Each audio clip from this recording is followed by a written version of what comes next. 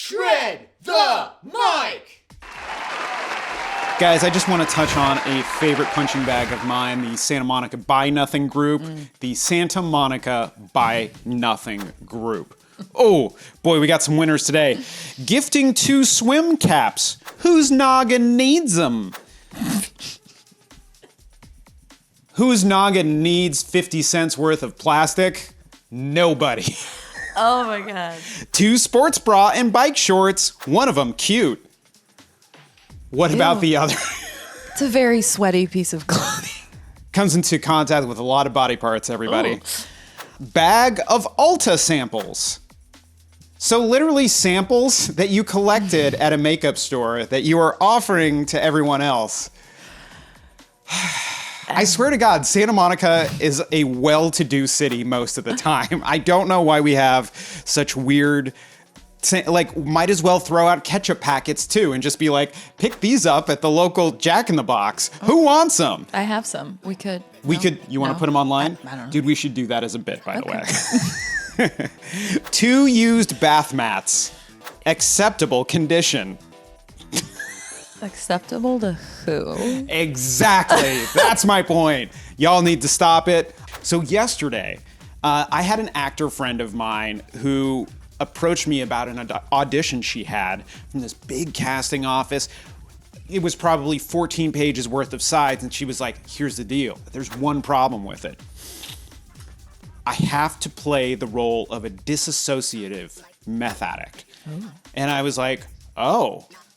Now, she has a very wholesome face, wholesome look about her. And I was like, this is going to be challenging, right? But she knew that I did some acting for a large part of my life. And she also knew that I was sober. And it wasn't until Kelly connected the dots for me yesterday and reminded me, hey, the reason why people come to you with these things is because you're sober and maybe you have some experience. But it turns out I get these questions more often than I really know. And it's usually well-intentioned, but like people know I've been sober almost 20 years.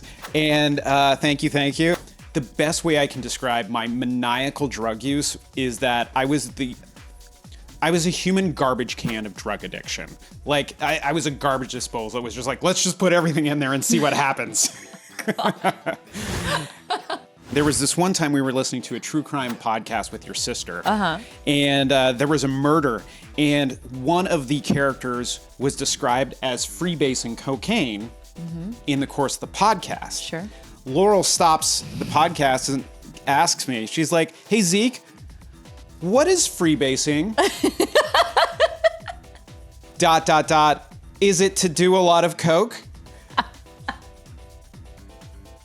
I was so happy. I was just blown away. It just warmed my heart that neither of you guys knew what freebasing coke was. You just don't have a lot of coke experience. And like, I need to surround myself with more people who don't do a lot of coke. But it was great. It was great that I could share what freebasing was and just be like, well, if you're white, you freebase, and if you're black, do crack cocaine. And of course, the criminal justice system punishes things differently because of that. Anyways, that part's not funny, but it is real. But yes, so I've become this resource to people who don't do a lot of drugs about drugs. And if nothing else, I guess that's why I got sober. Oh yeah, another one. I'll end with this one. Hey Zeke, should I take this random pill of OxyContin? No, you shouldn't. What kind of question is that? Do you have a broken bone? Do you have cancer? No, you shouldn't take that. You're going to have a bad time. Or a really good time. You know what? What do I know? Guys, that's my time. Thank you so much. What up, guys? It's Zeke. Thank you so much for watching the last video. And if you enjoyed it, please consider supporting my Patreon so that we can keep this thing going video after video. Y'all rip. Thanks.